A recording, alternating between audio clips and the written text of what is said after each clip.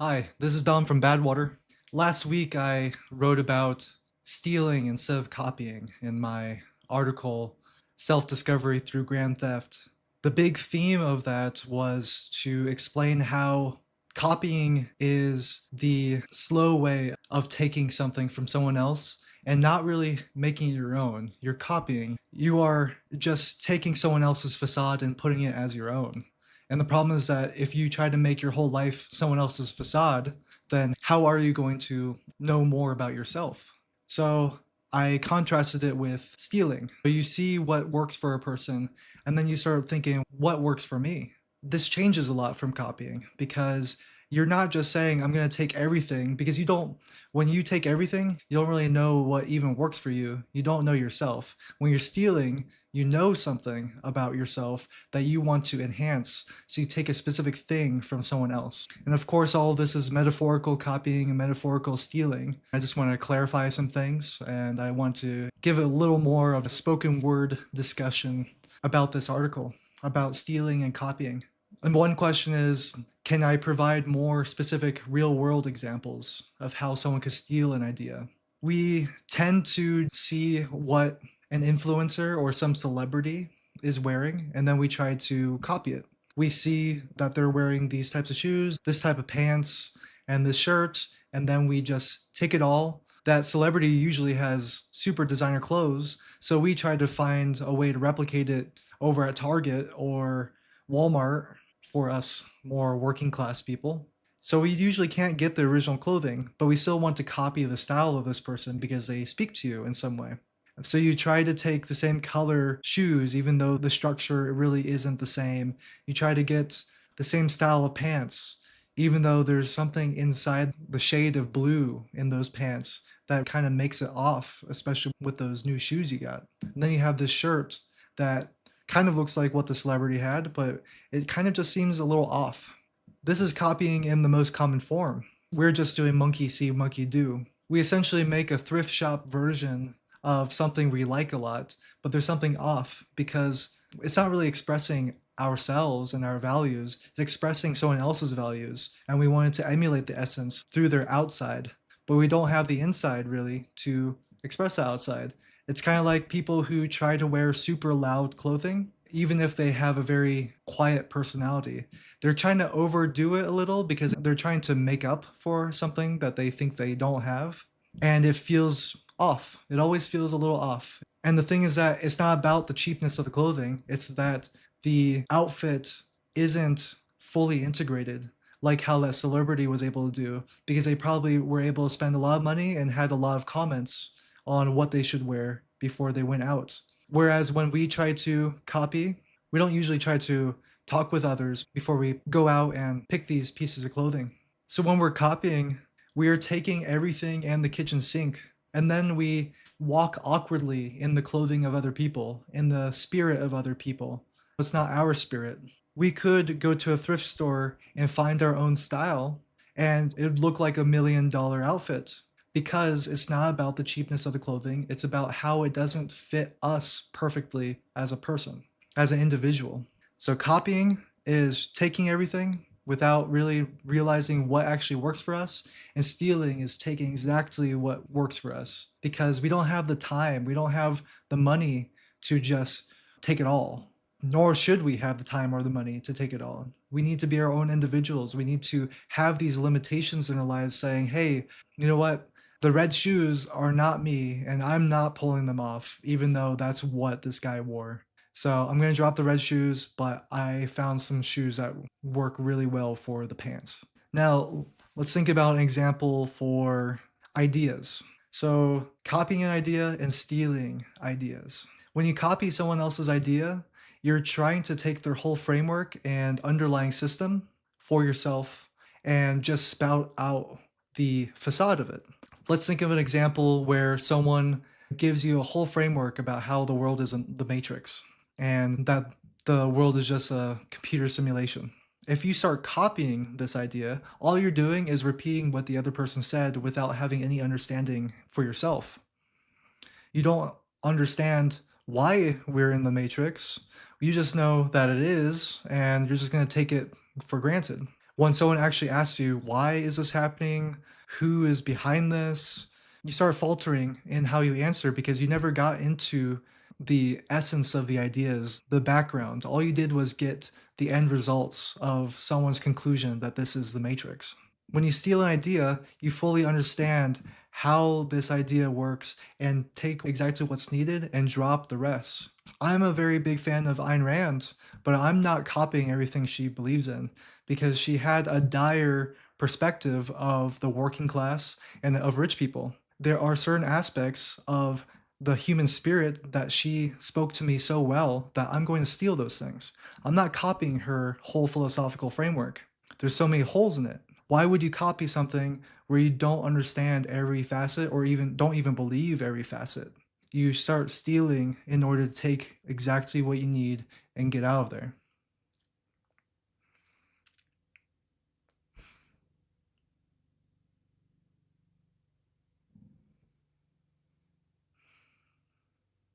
I was just writing about not getting stuck in our doubts and our limiting belief systems, and that we need to take a dip with our toes into other people's ideas and our own ideas and never fully commit in such a way that we become zealots because we get stuck. We get stuck in other people's ideas. We're getting stuck in other people's structures. We think it's our own structure. We copied the structure, but then when it doesn't work for us, all we do is try to blame ourselves. We start doubting ourselves, even though maybe the structure doesn't work actually. So we can just take those little tidbits of things that work for us, that speak to us, and leave the rest. Preserve what's good and leave the rest. And that's the whole essence of copying and stealing. And of course, I'm just copying someone else's phrase and trying to make it work for myself right now. The good artists copy, great artists steal. Maybe Steve Jobs or it was someone else. It's a good quote, but it's worth thinking about the quote a little deeper than what people usually get, which is just, it just sounds cool. It sounds rebellious that we are stealing something rather than copying. But I wanted to get into the spiritual essence of what copying means versus stealing. When we're copying, we're not sure about ourselves. We don't know our values. And when we're stealing, we know exactly what we want. So I mentioned core values as a guiding principle for stealing. How do you identify your core values? There are two ways to identify your core values: knowing what you want and knowing what you don't want. When someone says, I am flexible, I don't really care, they're not going to so easily find their values. Let's say that you're asking, hey, what do you want for dinner? And I say, I don't care. What does that say? What does that say to you? What does that say to me? That says to me that you don't really value the aesthetics of food that much, so you'll take whatever you can get. And that's fine. We have so many values in the world. We can only think and put our minds to so many things at once. So some people are not food motivated like that. They don't care, they don't have a core value around food. Other people do. So when I hear someone saying, I want fried chicken on top of rice and then a little broccoli next to it, then hey, they know what they want. They value something about this specific meal and they want to get closer to this value by having that meal. They're very specific about things. They know what they want. I guess that's not a very good example of how to get to a core value. We have these lower values like security, connection, success, and then we have higher ones like happiness, peace, integrity. These are larger values that when you start having your actions align with your values, you start having more self esteem. That, wow, I acted with a lot of integrity. I feel good now, if you value it. I feel happy because I got the dinner that I wanted specifically. That person who doesn't really care that they got dinner, they might have another value. They just value being with that person who's cooking for them. So they still get happiness. And you just have to understand that when you want something in life, you ask, what's so important about getting this thing? And you start answering yourself, if I got my fried rice and chicken, I'll feel nice and full. And if you feel nice and full, then I feel relaxed. And what's so important about being relaxed? Well, when I'm relaxed, I feel as if I can be more open to people. What's so important about being more open to people? When I'm more open to people, I feel as if I can live more honestly. What's so important about honesty to you? Well, when I'm honest with people, I think that I have a deeper connection with others and myself. You keep on going up and up and up this ladder where you finally end up with some core values. And maybe connection is a core value to you. So now we know our values, and then we start looking what people are writing books that are about connection that I would like to steal from. I don't want to copy everything because I don't have time to copy everything. I just want the things that help me connect with others. So I'm going to steal those things really quick because those seem like good tools. Everything is a tool. They are worth keeping or dropping. If they don't help you, drop them. If it helps you, keep it for as long as it still helps you. I used a quote from Nietzsche about questioning systematizers, the people who create these very intricate, very complex frameworks for how to perceive life, like Kant, where he created this whole system of duty, a duty to others through a duty to God in order to enact good things in life. Or even more popular nowadays is Hegel, who creates a very complex framework of opposing forces and how that creates something new. Nietzsche was very opinionated, saying that they lack integrity. They spent a lot of time working on their framework, and honestly, I can't fault them that much for it. They worked very hard, they can do their own thing. I think the problem is when someone else comes along and just tries to adopt the whole thing. With the second generation systematizing, just copying someone else's framework, I think of the modern Marxist who requotes Marx in every way possible and tries to feed any action and any subject into the meat grinder of Marxism. And sometimes it doesn't work, but they try to force it to make it work. And that's where you are trying to force your perception of life, your framework that you adopted from someone else, onto other people and onto other things that don't really fit. This is one of the most common things for academics. They were raised in school and in university to copy the framework that someone else uses and then apply it to new things. I used to do it. I was very specifically into gender studies, and I would apply gender to absolutely any kind of topic I could think of. It could be religion, it could be tech. I used gender to try to figure out the world. And I took this from Levi Strauss. But why put everything through the same meat grinder? Sometimes there are different meats that need different tools.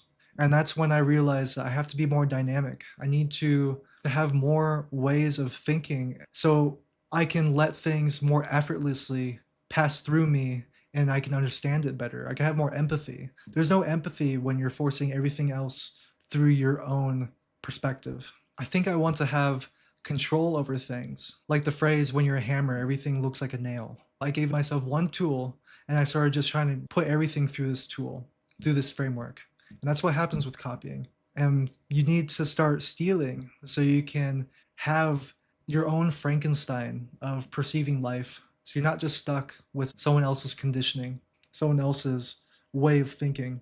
And that's why people feel as if they are spinning their wheels because they're living someone else's life.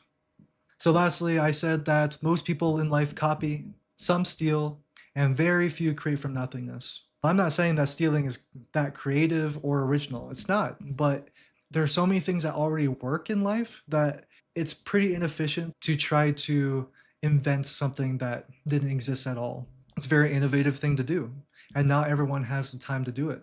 I personally am not that type of creative. I like to steal. I like to adopt pieces of other things just so I can start. I just want to start on things. I want to get going. When I'm editing music, when I'm editing podcasts, when I'm writing things, a way to steal is to work off of someone else's inspiration. As I said in the article, that stealing is just active inspiration. So I look at a Nietzsche quote and I want to write about it. That's stealing in my sense. If I was copying, all I would do is write the Nietzsche quote and just write about how much I agree with the Nietzsche quote, rather than creating my own topic about things. I want a starting point to jump off and then create something wholly new from there.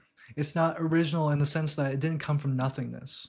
True creatives can create from nothingness, and it's way beyond me. I react, I respond to things, and that's the easiest way that I can create things.